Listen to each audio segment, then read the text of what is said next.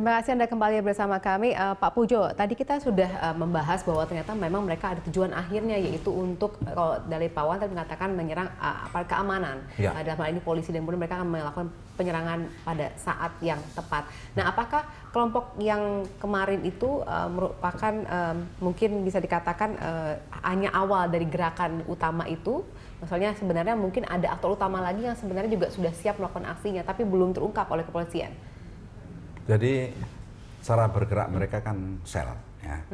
Sel dalam arti kelompok-kelompok kecil, ya, kelompok kecil yang bergerak secara bersama-sama dengan metode yang sama, cara sama, saling berhubungan. Tetapi kalau kita melihat tadi, ya, kan ini yang disampaikan oleh Pak Wawan itu mengenai masalah serangan kepada aparat. Ini kan jangka pendek, ya, jangka pendek.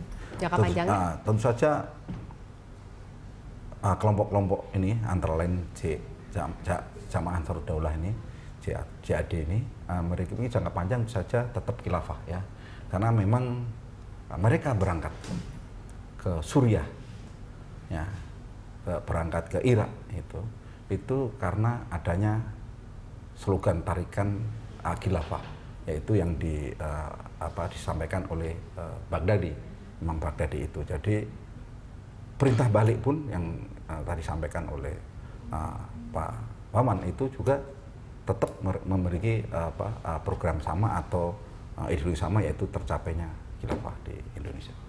Nah, kalau kita bicara inilah sel-sel kecil, kelompok-kelompok kecil, berarti kan sebenarnya mereka ada yang mengkoordinir. Nah, apakah polisi juga sudah mengetahui sebenarnya koordinatornya? Kan tadi disampaikan bahwa mereka ini bergerak karena adanya instruksi, yaitu dari warga negara kita, yaitu saudara Baru Naim, ya, yang sekarang kita perkirakan berada di Raqqa, Suriah. Jadi ini langsung bergerak dari Suriah kemudian ke sini. Kemudian apakah di atasnya itu ada koordinator yang antar sel-sel itu, saat ini masih kita lakukan pendalaman dan itu akan berlangsung terus pendalaman dilakukan oleh kepolisian. Oke, baik. Pak Wawan, dari pengamatan Anda, bisakah kita kemudian memetakan kelompok-kelompok mana yang saat ini menguat sel-sel teroris ini? Karena seperti kata Pak Pujo tadi, ini mereka punya mungkin koneksi masing-masing, tidak semuanya punya pemimpin atau aktor yang sama di balik kekuatan mereka. Ya, sekarang memang kalau GI kan sudah habis, ya, sudah artinya sudah meninggal, kemudian ada juga yang luar negeri, ada juga itu hukum mati. Dan untuk simbol besar sebetulnya di Santoso, tapi Santoso kan sekarang juga sudah tidak ada. Kemudian penggantinya ini masih Basri, ini masih dalam posisi yang sulit juga karena dia terkepung sedemikian rupa. Kemudian sebagian besar itu mereka mengalihkan daerah basisnya, Qoidah Aminah istilahnya, ya, itu ke luar, dan kemarin juga ke Bima khususnya. Tapi di Bima sekarang juga diuber terus sehingga mencar ke berbagai kota, termasuk di Jakarta dan sekitarnya, kemudian ada yang di Medan, di Kalimantan dan seterusnya. Ini menunjukkan bahwa mereka tidak ada satu pemimpin sentral, sehingga diambil alih oleh Baru Naim dari kejauhan, dari negara-negara yang di Suriah. Bagaimana caranya bisa mengontrol dari kejauhan itu?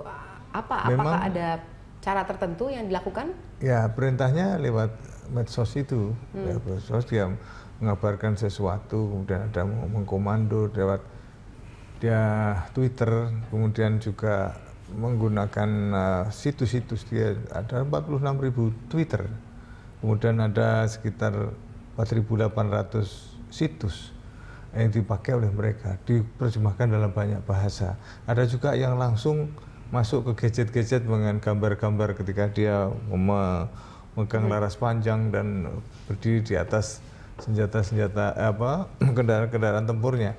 Ini memicu untuk orang ingin tahu, anak muda ingin tahu, dan ditambah mereka bisa langsung komunikasi lewat medsos itu. Nah, tapi setelah sekarang ini kan diupayakan untuk dilacak oleh Kementerian Kominfo, dan mereka sebagian juga sudah ditutup. Tapi untuk yang servernya di dalam negeri, yang servernya di Singapura dan di Amerika perlu izin ke sana lewat perwakilan yang ada di sini. Ada yang diizinkan, ada yang tidak, khususnya terkait politik itu di sana keberatan. Oleh karena ini perlu ada satu MOU lah, upaya-upaya pendekatan supaya mereka juga mau, andai kata kita mengajukan keberatan-keberatan. Nah, inilah setelah itu, setelah semua di trace, dia mengubah sekarang pakai Telegram. Sekarang ini kembali ke supaya pelacakan itu, karena semakin canggih, makin mudah dilacak. Oleh karenanya, melihat dari peredaran medsos yang luar biasa, kita mengharap supaya masyarakat itu cerdas di dalam mencermatinya, tidak justru masalah memviralkan atau mengirim, justru melebarkan apa yang menjadi keinginan mereka. Baik, kita tanyakan dulu, ada penelpon yang bergabung bersama kami, Pak Khairul Muslim dari Mataram, NTB. Selamat malam Pak Khairul, silahkan dengan komentar Anda. Dan selamat malam Pak Wawan dan Pak Pujo. Jadi begini, saya melihat teman-teman kita sebangsa yang lagi gila pikirannya ini sudah kehilangan akal sehat untuk mencari sasaran-sasaran yang seharusnya tidak mereka lakukan. Nah, ini kita harus antisipasi, masyarakat harus kita latih untuk memiliki intelligent minded, agar segala hal-hal yang aneh di sekitarnya terutama bisa segera disampaikan kepada aparat keamanan atau otoritas yang berwenang. Kalau tidak, nanti lama-lama mereka bom pasar, bahkan bom masjid juga, siapa tahu, untuk mencari perhatian. Dan pola komunikasi yang sekarang saya sedikit tahu Pak Wawan, selain dari mulut ke mulut, mereka juga sistem terputus, artinya melalui SMS, setelah itu mungkin melalui dari mulut ke mulut. Pak Wawan bisa cari tahu, saya punya data di Pak Haji Saleh dan Pak Tata yang pernah jadi Kapolswil di NTB, Pak. Jadi pendapat saya, semoga apa yang sekarang berhasil dilakukan oleh aparat keamanan kita dengan dukungan komunitas intelijen daerah bisa lebih ditingkatkan. Itu aja harapan saya. Terima kasih dan selamat malam. Baik, selamat malam Pak Khairul, terima kasih sudah bergabung bersama kami. Gimana Pak, mungkin Pak Pujo dulu untuk tanggapi, bagaimana kemudian bisa membuat masyarakat lebih proaktif sehingga akhirnya bisa membantu? Jadi kalau kita melihat pola-pola gerakan mereka, ini kan seperti saya sampaikan tadi pagi bahwa ini yang disebarkan ini adalah ideologi, ya begitu. Jadi satu, ada orang yang terpengaruh, kemudian ada kelompok yang mewadahi, kemudian ada ideologi yang terlegitimasi, ya gitu. Ada tiga faktor yang menyebabkan seorang itu bisa masuk teroris. Jadi orang yang terpengaruh itu tidak mungkin, saya sampaikan 1000 orang radikal, tapi yang mau jadi bom bunuh diri nggak gampang, kan begitu. Nggak semua orang berani jadi bom bunuh diri seperti itu. Nah, oleh karena itu harus ada resiliensi, daya cegah dan daya tangkal yang kuat dari masyarakat.